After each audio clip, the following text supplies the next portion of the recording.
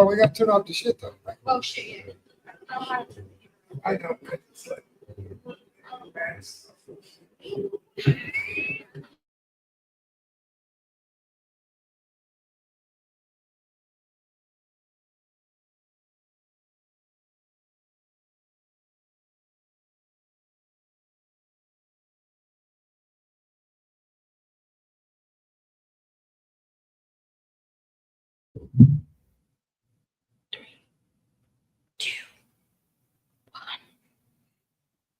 We are live. all right, we're live.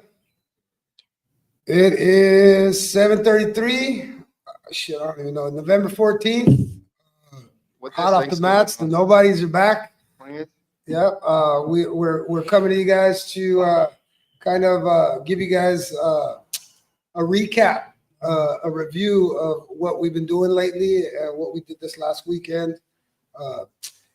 Brought on my ambassadors of violence are on the panel today, and we want to talk to them a little bit about how Hendo 5 Future Champions went down. It was our second time fighting for USFL in the last couple months, but it was our first show over at Hendo's. And man, I mean, right off the bat, I wanted to compliment everybody over at the USFL and over at Dan Henderson's, the staff, the referees. They're running an awesome job. Man, an awesome show over there. It was badass, dude. Yeah. The venue, the He's got setup a at the cool gym spot. was. Yeah, he's got a cool gym. He's got a really cool Yeah. gym, man.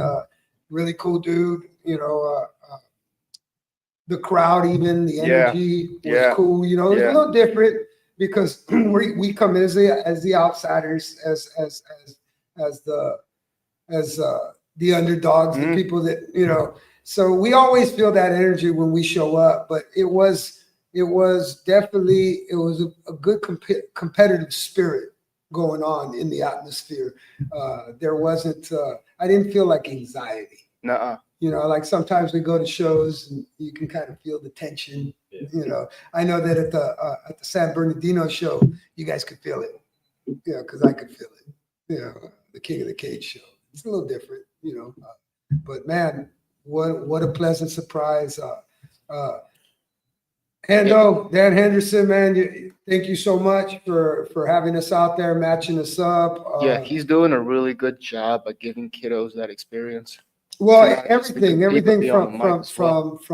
the rules to the lead up to the walkouts to the post fight interviews to And they all went I think they ran it pretty freaking smooth. We've been to a lot of shows, and they're one of the ones that have ran the smoothest. They're definitely like the top 5. and we've traveled around the United States. We've been So to a like couple. we're not homebodies just trying to stay in our region. We go out and for all the places we've been, and like I said, we left USFL a long time ago. And we left because you can kind of tell what was starting to develop. I want to say what year, maybe 2000 and it was before COVID, huh? 18 or 19? No, USFL younger days, huh? Yeah. That was the last The That Florida was show and That was 21, I think. Riverside, and then the last show that we did for him was in Temecula, but it was right when Dan Henderson started playing a role in the USFL. Yeah. So it was the beginning year. We got a little hosed on that one, but you know, he didn't go out there and we didn't execute that year. So I think we took 3rd at nationals that year. Yeah. And then after that, we kind of you know, we had enough of the USFL and the little politics at that time. Yeah. Well, he wanted to hit people in the face. So we said, all right, let's go punch people in the face and let's go develop your stand-up, really sharpen and hone your stand-up game. So we were away from the USFL for years. And then when the opportunity came up with King of the Cage over in San Bernardino, we took it last minute kind of thing, 10 days, 8 days notice. You know, kiddos did have to come down a little bit on their weight. You know, it was a little rushed, and the results kind of showed it. You know, but this show, we had the show in Turlock the 2 weeks before this one over in Temecula last weekend. That was a good warm up, and and then we cruised right in and went over there and did our jobs over in Yeah. Temecula. Yeah. But yes, Dusty Lundy, you were awesome, bro. Joe Daddy Stevenson, man, thank you. Nothing but respect. We love everybody, man. Let's make that really clear. Is when we show up, it's game time. We got game faces on. It's time to go to work. Not that we're not there to make. We don't want to make friends, but the reality is we're not focused on any of that. And sometimes, as we've bounced around the fight community in the different disciplines and sports, we've kind of got a little bit of shit for that, And I just want to tell everybody out there, like, we are combat purists. I'm a combat purist. Yes, I know we're in mixed martial arts and we compete in MMA and we compete in Muay Thai and we'll compete more in boxing coming up. And the thing that I want kind of like anybody listening to understand is that we're all about the combat skills and mindset portion of it. I know that martial arts and it's this artistic, creative, expressive way. Well, so is ours. The difference is that, in combat, there has to be a loser and there has to be pain and there has to be conflict and aggression. And we focus on training that. Because I don't want any of my students to ever go into a competitive combat sport, kind of naively looking at it as a sport. When you're in fighting, it's hard to play fighting. So when we go up, we're there strictly business. So no disrespect to nobody, respect to everybody. But we're very passionate, we're very intense, and believe me, we're there to fight. So respect. Disrespect you, but at the same time, if you get mouthy with us, we get mouthy with you. If you get disrespectful with us, don't get it twisted. I will get extremely disrespectful with you. But it's all in the context of combat competition. I love competition. I love the way we compete, and we just haven't. Sometimes it's hard to take an L at home and take it with a smile, but we're not out to disrespect anybody. I just want to make that real clear. The love is here. It's all fun and love and war. You know what I'm saying? And when we go to war. We show up to go to war. After we take care of business, man, we can shake hands, talk, communicate. But up until that final bell rings, man, we're all business. So I don't know. I know that's the mindset that we have here, and that's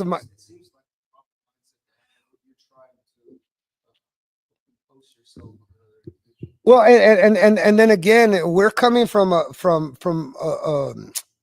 a little bit different approach, and we'll talk about that a little bit more later. But I wanted to give everybody over in Temecula, over at Hendo's training center, and the man himself, and the people that he's working with over there, man. You guys were awesome. Thank you very much.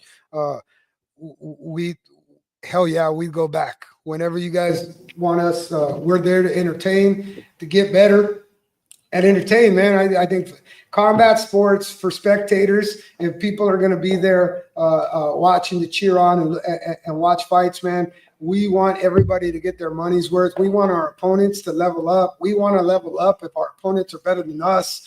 There's really no animosity, but there's a shit ton of intensity. So if you've taken it the wrong way, and yeah, I'll be talking to the Muay Thai community later, it's like, man, get rid of those feelings. Check it out. We're here to make you better, or we're here for you to make us better. That's it. So yeah, there was really no negatives. The drive. Yeah, well, when that's part of the sacrifice. I know. But yeah, Sucks. yeah, I try not to think about it too much. Thanks for reminding me, Holmes.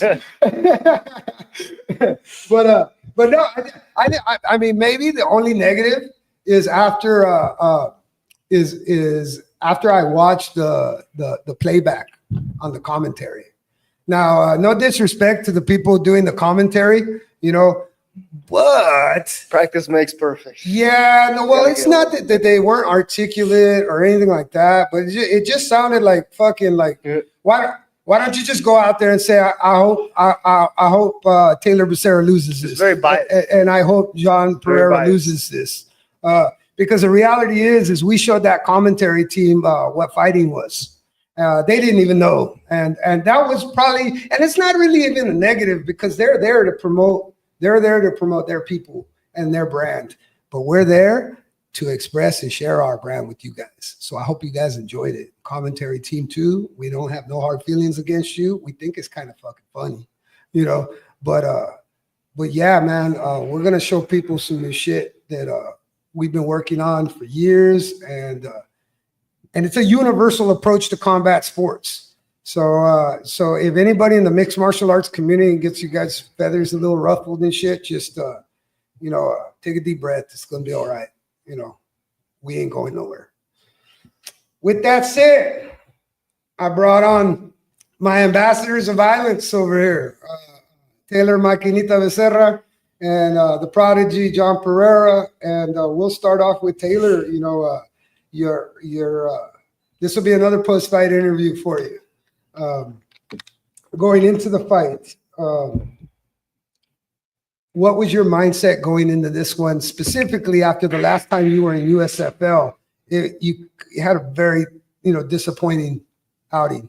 What was your mindset going into this fight with Zoe Irving? I was really calm. I was just ready to redeem the fact that I lost and how badly I lost in my last fight.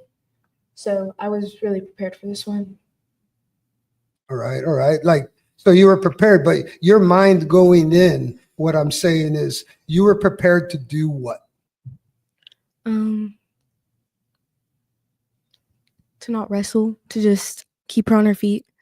To execute? Yes. Yeah, which is something that I think we constantly go over all the time. You can train whatever you want in the gym. You can get on bags, you could have training partners, you can go over things over and over again. But the reality is the reason that you're doing it is so that you execute on that night. So you were really focused on sprawling and brawling, huh? Yeah. Did an excellent job. Feel the difference in cage size? Yeah. Did you feel comfortable when you stepped in there? Yeah. Yeah. Do you like the cage better?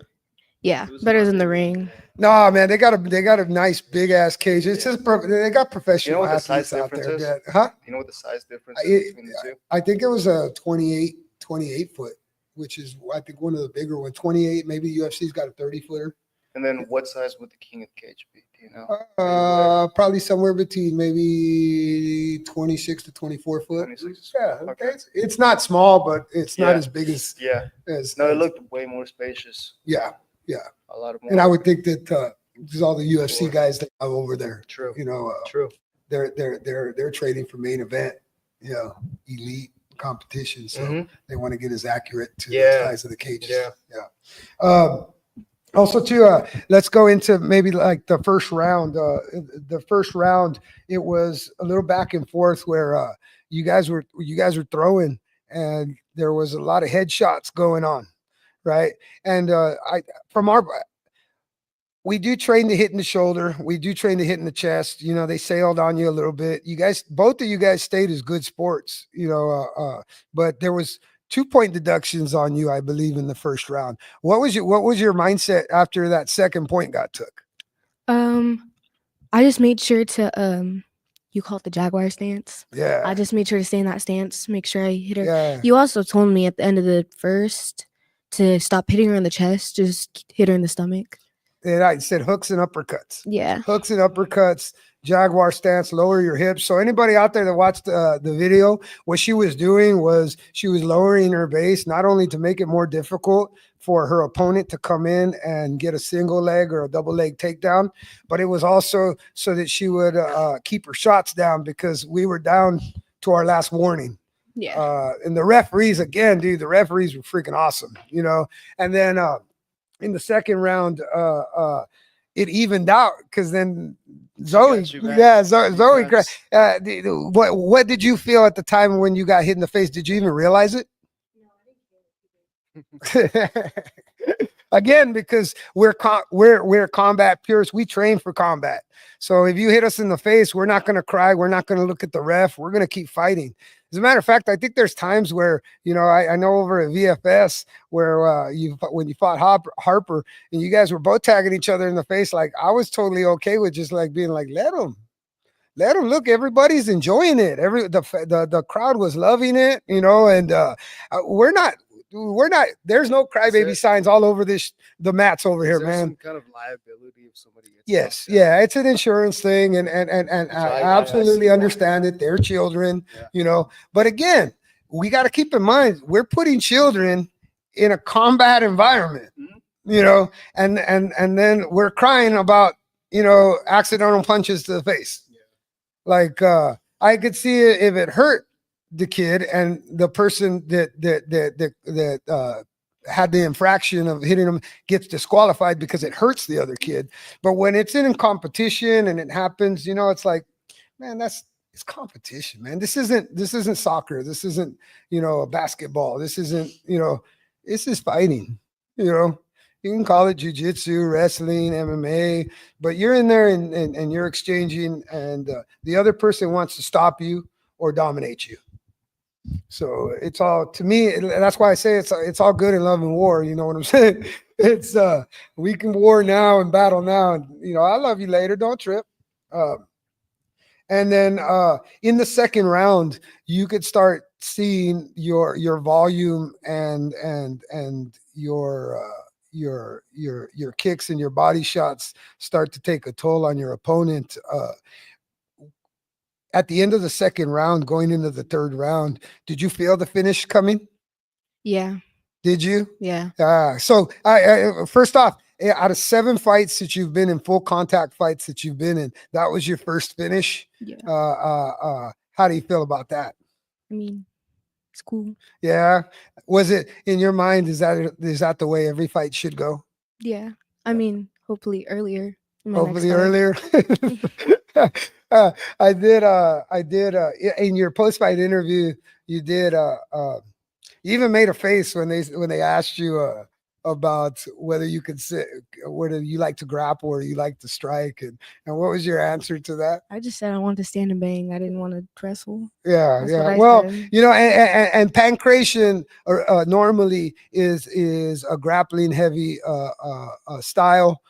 We understand that, but here's the thing: is 100% of fights start standing, and if we execute Maquina our style, our Maquina style correctly, it's going to end that way too. So for anybody out there that wants to grapple, if you're a good grappler, please come on, let's go. You're going to make us better grapplers. I mean, shit, I threw you in there. You're a white belt, and your first pro fight was against a 3rd-degree black belt from a huge gym. The dude that I went against at King of the Cage that took my back and was very close to choking me out. I don't even remember that, but I believe he was a purple belt. I don't remember that one. He was I don't remember what his name was. Is it amateur? Yeah, That's it what was I don't remember. amateur. Yeah, that's why I don't remember. Yeah. Yeah. I was talking about Yeah, pros. yeah. For me, your I'm talking about your new skill-wise. career started when Yeah. you were pro. Amateur stuff. I mean, we don't even talk about your amateur belts no more. No. So that's the way we are. I was man. just comparing We're just the skill always set of the individuals. Yeah, no. Yeah. So and that's why we've always said that that we don't really care about the belt. Not that it's to be disrespected. No. You don't want to disrespect any I haven't jiu-jitsu, thought purple about or it since black or that day. brown. But in our mind, when you get in and there's other tools that you can use, our style is to neutralize Yeah. what they do well. I was gonna say that about pancration as well. It's geared towards it. The rule set is geared towards grappling, but when you negate somebody's grappling, it's extremely exhausting for that individual, and that itself is a weapon as well. Well, I mean, In order to win the competition. And here's what we focus on more than anything, and that's why I make it very clear that we're combat purists here, is that the mind is everything. The mind is everything. Once doubt seeps into somebody's head, it's followed by anxiety, which is followed by fear. which is followed by your demise. So it's not, this is not like to knock anybody.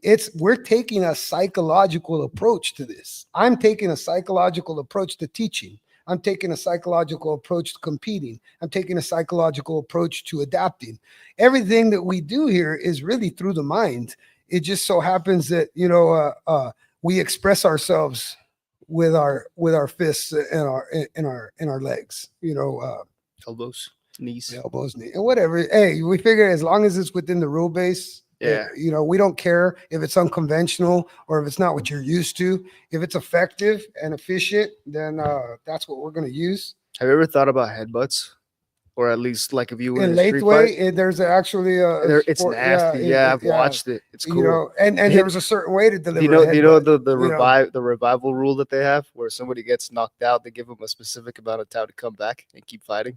Yeah, those are good old days, man. Those are good old I days. think they're still doing it. Yeah. So Tay, you don't want to get too far away from Tay's post-fight interview, but yeah, no, you did an excellent job. I want to Thank give you your props on your finish Thank and you. going out there and really coming back strong. I think it was more important, especially after the way you lost in San Bernardino, for you to come back and really kind of emphasize the point that not only can we grapple, we can neutralize grappling and capitalize on our striking. Your feet were you moved your feet a lot better. You switched stances. You did really well. Zoe, if you hear this and you're out there, girl, you're a warrior. Thank you so much for the fight. I would never show any of our opponents any kind of disrespect unless the disrespect was directed towards us first, and you haven't. Your Pops Emery, thank you so much for that opportunity. And like the way we look at it is win, lose, or draw in combat, there's always something to learn. So don't anybody, we don't get our head down when we lose. We don't like it. But we don't get our head down. We get right back in here and we make sure that we don't lose like that again. So again, our focus is to not only get better, but to make everybody around us better. Whether we come off that way or not. Again, it's business when we're there. So thank you, Tay. Good job. Thank Good you. job. And thank Alright. you to my opponent. I had fun. Huh? I had fun. You look like you had fun. Yeah. Yeah. It's definitely all the work that you do when you Yeah. perform like that. So yeah, good job out there. Which brings us to the second fight, the prodigy, John Pereira Jr. How did you feel, your mindset going into this thing? I was ready to get my get back from San Bernardino. That's all I was really thinking about, was just how angry I was with how I performed in San Bernardino. So that's all I really want to do is just show people how that won't happen again. Well, and like I said, this is our form of expression, and we want to share it with people because I think that it's a little brutal, but it's combat. And that's why I think, we veer a little bit from the mixed martial arts. Again, I'm not a traditional mixed martial artist. I'm a fucking goon. Straight up. I'm a goon. My roots are fucking being a goon and fighting through pain and fighting through adversity and fighting through life, fighting through struggle. And that's the way I train combat sports. I train it from the ugly side that people, the cameras don't really sensationalize it, So you going into it, I know that you've been with me since the beginning. So our energies are sympathetic. We kind of feel the same way about some stuff when it don't go down the way we want it to or we need it to. So, Yeah. How about the energy from your opponent? Because if you watch the videos, there was a little snippiness between you guys. So what words were exchanged and what was that all about? Oh, well, at first, nothing was really said. It was being quiet, silent. We both were on the face-off, the weigh-ins. But I could see him staring at me. That's usually how it goes. You see the person staring at you before the fights. But I'd see this dude, and it's just he looks like a little like a little brat. Like I wanted to beat him up. So when I stepped in the cage, I knew I was going to be talking to him. I knew I would say something to him. I just didn't know what at the time. So You're just gonna let it come just, naturally. yeah, whenever I felt like saying something, I'd say something. So what was the first did thing he you say said? something first, or did you say something first? Who started it? I started it. He was kind of he kind of wasn't really talking. So I you think- started. So yeah. you were picking on him. You're Right? the instigator. Well, I mean, you he were was feeling really- yourself too, because again, true. everything that competition. he came with, I prepared you for. Yeah. I told you it was going to happen. You know, at the beginning of the fight, you came out, you hit him with a kick and a punch, and I told you the kid wasn't going to fight you. I Yep. said he was going to grab you, and he grabbed you, he pushed you to the cage. Body lock. And I remember the first thing I did, well, it was beautiful because you were right there next to me. And when fights start, like the way I describe it is I always tell people that whoever we fight, as soon as we hit them, they're going to grab us with oh shit strength. That's you know, when somebody puts their heart and soul into the where they're strength grabbing you for with. survival. Yeah. You know, and there's a different like strength to Yeah. that. You know, I think in your loss, you felt that from your opponent, right?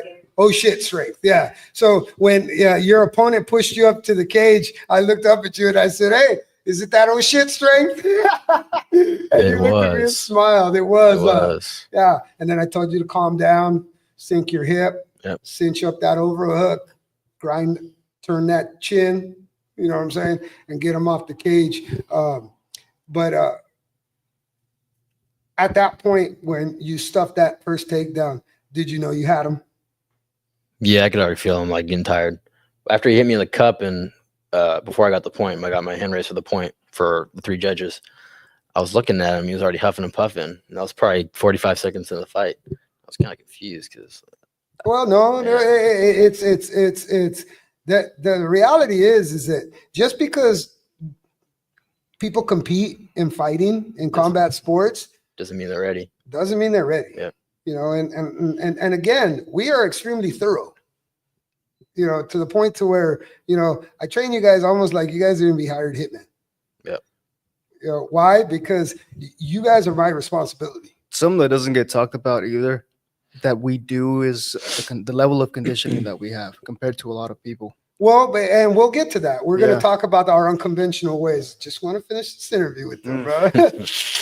Hey, we're gonna talk about it. He's Yeah, ahead. yeah. He's ahead. He's ahead. But your confidence grew after that first stuff, and then by the second round, did you already kind of feel them? Were you looking for the finish? Yeah. And I knew I wanted to, going back to San Bernardino, I wanted that submission. You wanted that because you know when in the third round when you jumped, Dude, you wanted that choke so you bad. wanted that choke. So what was going on with that choke? So he went for the single leg. He actually took me down. I threw a kick, landed pretty high on his thigh. He grabbed it. He went head to the inside on a single leg. He pushed me forward. I lost my balance. I fell back, switched the hips.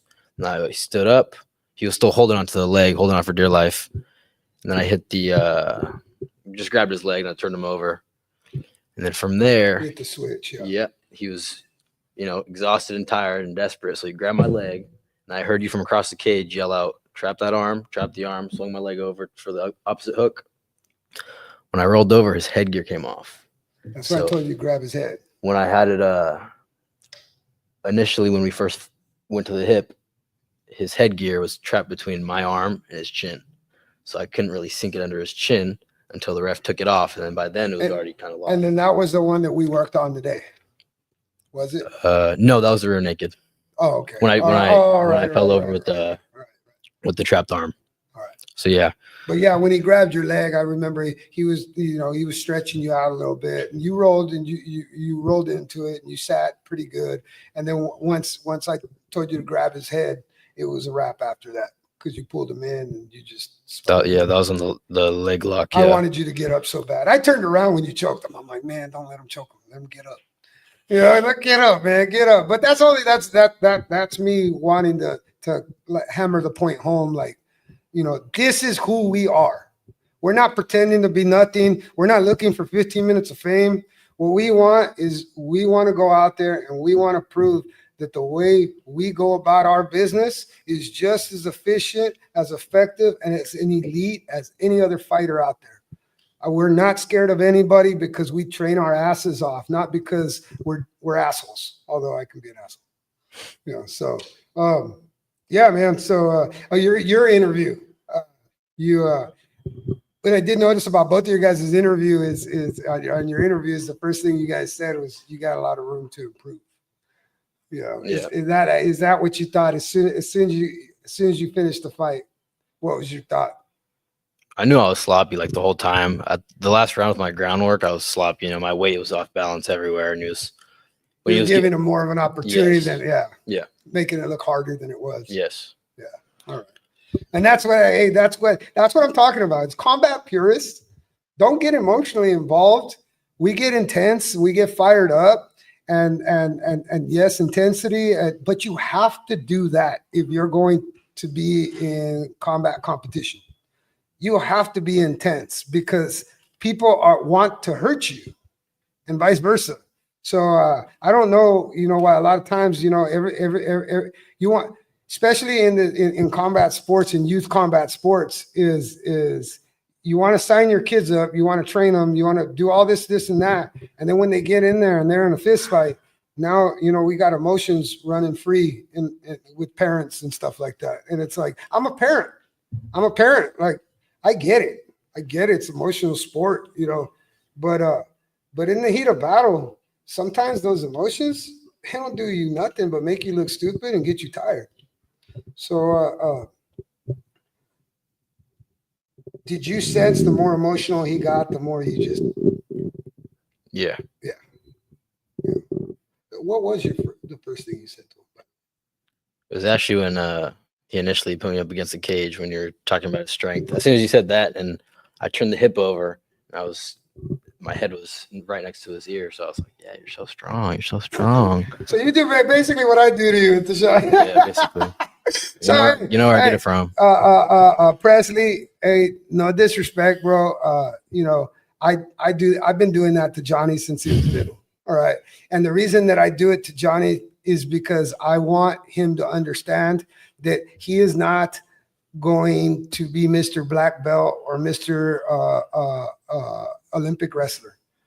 But what I want him to do is use your energy and your strength against you. So if you took it a little disrespectful, what he was doing was he was exercising his efficiency and his technique, and he had the ultimate confidence in it. So if that was why, young man, you were upset after the fight where you didn't want to shake my hand, and then when you did shake my hand, I told you live and learn. Look, man, the reality is if you're old enough to fucking disrespect an adult, you're old enough to get told what the fuck. So, I hope you don't take it to the heart, young man. And if your dad's out there, I hope he don't take it to the heart. I hope you guys learn something, and I hope you guys come back stronger, straight up. When people get emotional, they're more likely to make mistakes. Do you think that talking shit to somebody in the cage in order to get that type of emotional reaction can kind of help be beneficial in sometimes? Absolutely, man. Yes. It's part of combat, man. It's a weapon. Yeah, Well, it can be used as a weapon as well. Yeah, I love it. I love it. And when I played, before I got into combat sports, I played football. I'm not a big guy. All right. And I used to really kind of get excited, and I really looked forward to people doubting me and booing me. And it's funny that now that, and that's because you had confidence in yourself and your skill set. Because I understood that my preparation was on point. Yeah. And that's how I go about preparing you guys. So, to me, if you're that prepared, you're that, present of mind, and you can utilize psychological games to further weaken and drain your opponent. There's no rules saying you can't. True. As long as you're not, saying, hey, fucking that's your sister, and it's like, dude, that's too much. Like the one time that you fought, and this is an amateur fight where I heard people in the stands saying, "Dick punch him, Yeah. kill him." Yeah. It's like, shut up. Shut up. You wouldn't dick punch nobody. Shut your mouth. Yeah, you get your ass whooped. You say some shit like that. And then we came back and then slept that motherfucker in 28 seconds. And then nobody was saying nothing about no dick punching or nothing. So, you know, watch yourselves, man. Watch Give him enough yourselves. time. Yeah. So yeah, man. So I think you went out there, did what you had to do, felt good about it. It was a good trip. That's why I forgot about the friggin' 8 hours we drove. Thanks for reminding me on that. But yeah, man, so now we're kind of chilling out. We're going to kind of see kind of the landscape of things going on in the amateur ranks here in the next 2 months. You know, I know everything kind of calms down, but you looking forward? I think we're going to try to get into some boxing early this next year. You guys looking forward to that? Yeah, sounds fun, but I still prefer pancration. Yeah, you just Yeah. want to continue to sharpen your skills. Yeah. No, and if USFL will have us back, we'll be back. And, you know, if you don't invite us back to Hendo's, then we'll see you guys at Nationals. You know, straight up, we ain't going to stop. We ain't going to stop. So line them up. Whoever wants to fight, you know, whoever wants to get better, man. Whoever wants to get better, we want to see you. We want to come with respect and all that, but we're going to come with a little bit of fire. So I think you guys kind of definitely represented that very well for our brand, and just commend both of you guys, and I appreciate you guys for your effort. Appreciate you. Yeah, thank you. All right, which brings me to the brand explanation. All right, so I have this thing where you know, Alpha Fit's aggressively different. Team Maquina is the oppositional brand. So let me explain that real quick. All right. The oppositional brand to me in combat is we're doing everything that you haven't looked at that's within the rules to utilize it against any and all to bring our style to the forefront. And our style is a universal style. So we want to bounce around to all combat sports. So, you know, if you're in any of the Muay Thai, the kickboxing, the boxing, the pancration, the MMA, if we show up to one of your shows, like, you know, you can hate on it, but the reality is that I've developed a system that is universal across all competitive combat sports. And what we're doing is we're just trying to show everybody that there's other ways to train. We do have very unconventional training methods and techniques. I do show my kiddos black belt stuff that's considered black belt in the jiu-jitsu world, even though they're white belts, because I don't want them to be in a fight with a black belt and not be aware of what's going on. You know, again, because I created our style and I create our curriculum. I'm looking at it as how can the everyday person come in and still be dangerous to somebody that's a specialist or an experienced combatant. You know, so what we've seen is that it does kind of rub some of the other communities the wrong way. I think that brings us back to something that you mentioned is why does it seem to always become an issue? You know, I think Tay, you had said it the other day where I don't know how you said it. Why don't you go ahead and when we execute, we always get issues. We always get problems from somebody. Someone always tries to make an excuse on why we win. yeah, someone get sour. I think that's what you said. Somebody's always sour, and my opinion is it. Do you have an opinion on that, John? I just don't think they're used to seeing our style, so they become angry and ferocious isn't the right word I'm looking for, but I'm gonna say ferocious because that's the only word I can think of. But yeah, I think that's just what it is. They see us fight, they're not used to it, so that's their only reaction. Because we don't fight like everybody. Yeah, We'll go in a Muay Thai fight and we won't adopt the Muay Thai style. Or we go into a pancration fight and we don't adopt the pancration style. Yeah. We go into an MMA fight and we kind of make it look like a fist fight. you know, with grappling, with kicks, you know, with body shots, with clinch, you know, and that's what we're going to do in boxing. You know what I'm saying? We're going to bring something different in boxing. And that's something that I always, for me, because this is ours.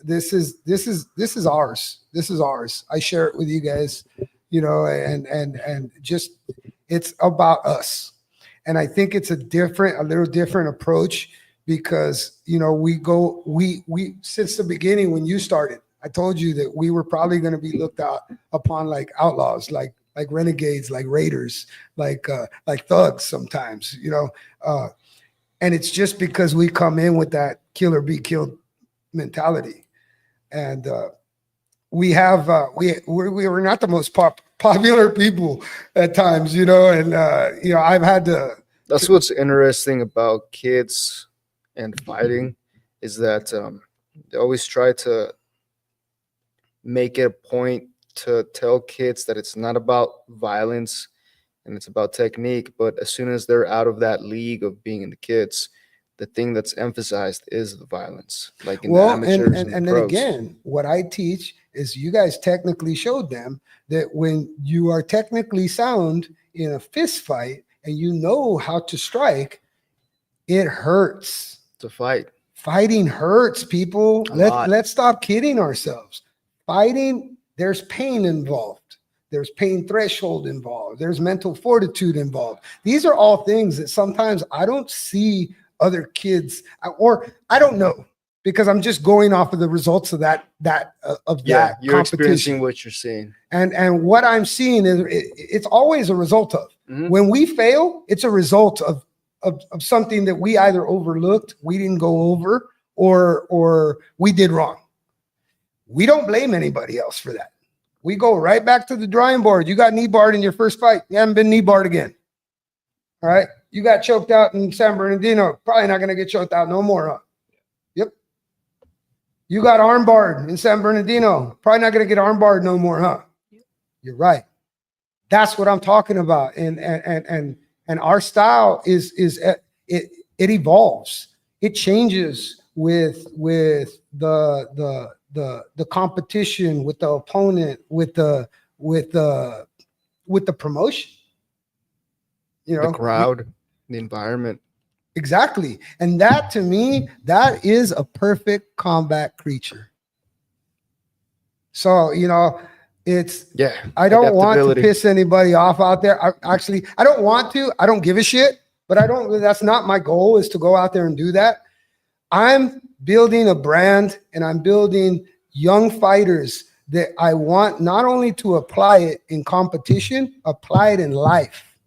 Because as I see today, that's the biggest problem. You've heard other UFC fighters and people say, oh, we're all pussies. That's why we're getting our asses kicked by the Russians. And you know what I'm saying? And you're fucking right. You're right. So when do we train to be mentally strong? To overcome adversity? When do we do that? You're going to fight and you're not going to train that shit? Don't blame us because we expose you. Please don't, because when you do that shit and you piss me off, I'm a crazy motherfucker. And I'm going to let you know exactly what I feel at all fucking times. So if you're going to come into the competition realm, specifically with us, bring your lunch and bring your A game. Straight up. No disrespect. Bring your lunch, bring your A game, because we're out to prove something. We're out to prove that these nobodies, right, from nowhere, are going to show up. We don't care if it's your backyard.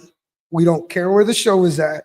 If there's competition to be had and there's a challenge, we're going to meet it.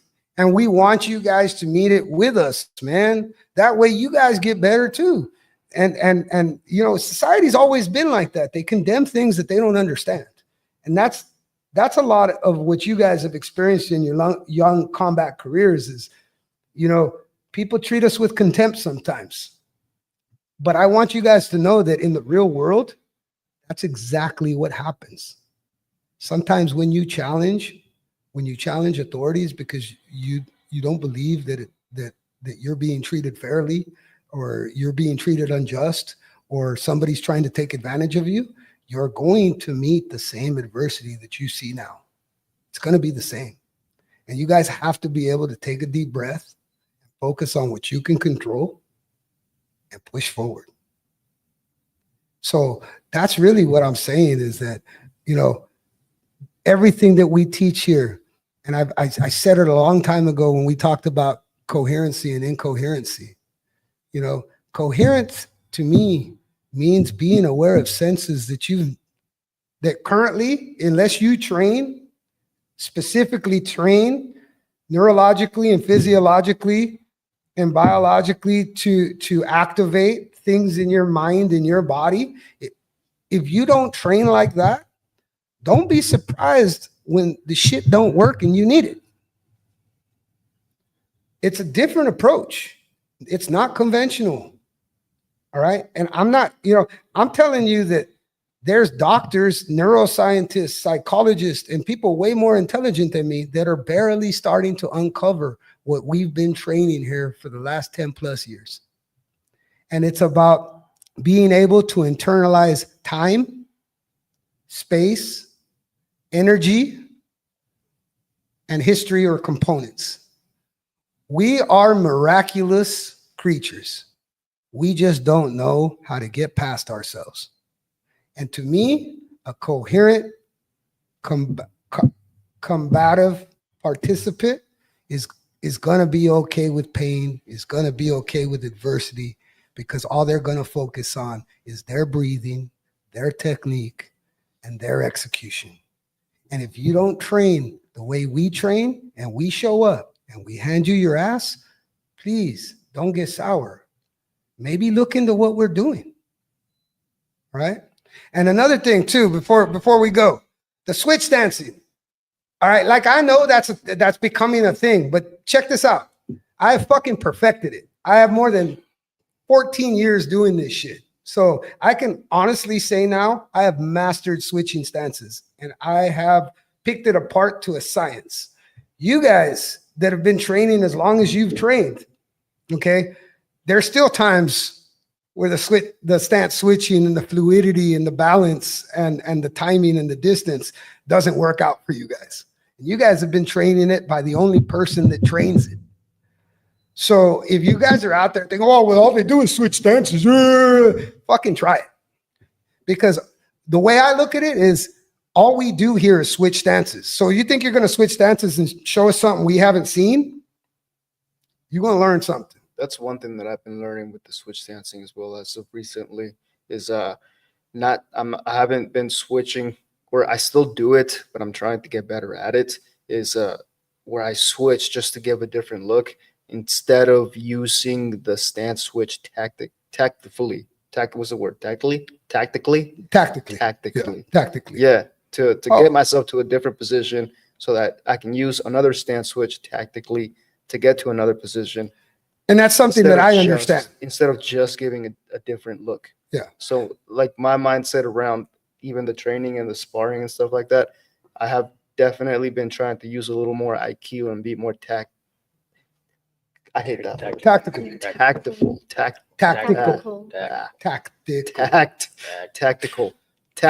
All right, we'll have a speech class later, right? Please. But yeah, no, and again, that's one thing that now that you guys I'm really pushing this next generation of Maquinas to compete, is one thing we're really paying attention to that. And I'm breaking it down to a science. And if you're 1-2 inches off on your stance switch, what happens? All over. You get cracked. So everybody out there going, oh, no, you just switch stances, motherfucker. Let's see what happens. Let's go. Because the reality is that just like in boxing, there's a sweet science to generating power and rolling and with punches and angling out and cutting angles, which I totally respect. I understand. I use that shit, but I use it in fighting. So again, I don't want to piss nobody off by saying that we're fighters and mixed martial artists. No. I'm a combat purist, which means it doesn't matter what you do. I'm going to study and figure out a method and a strategy to make you doubt, to make you tired, to finish. that is our school. That is what we do. And that's what this podcast is about trying to get that out, articulate that, and make it, it should be accepted. Universal teaching should be accepted. Yeah. But they're not, because they don't make money. I'm not sitting here making a shit ton of money. I'm not on YouTube all the time trying to be the coolest fucking coach out there or nothing. I'm out here trying to actually build soldiers, build warriors, build people that can succeed in combat, that can succeed in education, that can succeed in a professional career, that can succeed in business. There's so much more broad things out there than combat, man. And I feel like if all you're doing is punching a fucking bag and learning how to punch and kick somebody, then you're selling yourself short. We're all special individuals in our own sense. How do we tap into that? Coherence, people, coherence. Not the coherence where it's just being aware or, hanging around. No. It's precise. It's looking at yourself as the miraculous machine that you are. Because without your body and mind working the way they do, you wouldn't be able to brush your teeth or wipe your ass. So, let's really look at stuff as a whole. And that's what I think that I try to do here. So if you guys, if you can take anything out of how we train and you can apply it to other things in your life, man, I'm telling you, that's ultimate. We want good for everybody. Even if you're competing against us, maybe not at that moment. We don't want you to beat us, but if you do, kudos to you. You taught us something and we're very appreciative, and we're going to go back and we're going to work on not letting an opponent or an adversary do what opponents and adversaries have done to us in the past, which is, beat us. Never said we're God's gift to fighters. We're just creative people trying to make our own way in a community that I thought would be more acceptant of our violence. Everybody's all territorial. Extremely. This is And ours. like I said this in a story the other day, in a society that preaches inclusion, man, like we include everybody. We love everybody. But that don't mean that you're going to love the way we do shit. So, to each their own. And damn, on that note, I think we got to go because, oh boy, over here. Hijo de la fregada. All right. So ripping them. On that one, I think he's ready to go to the bathroom. Me too. I think we're ready to wrap this shit up. Thank you guys for tuning in. You're 10, 12 people. I don't give a shit. Everybody that checks out our podcast, I know you don't need to follow us, but if you want to know what we're really all about and you don't want to find out on fight night, tune into the podcast and we'll tell you exactly who we are. And then on fight night, we're going to come out and show you who we are. But with that said, man, nothing but love to everybody out there. Thank you, and stay strong.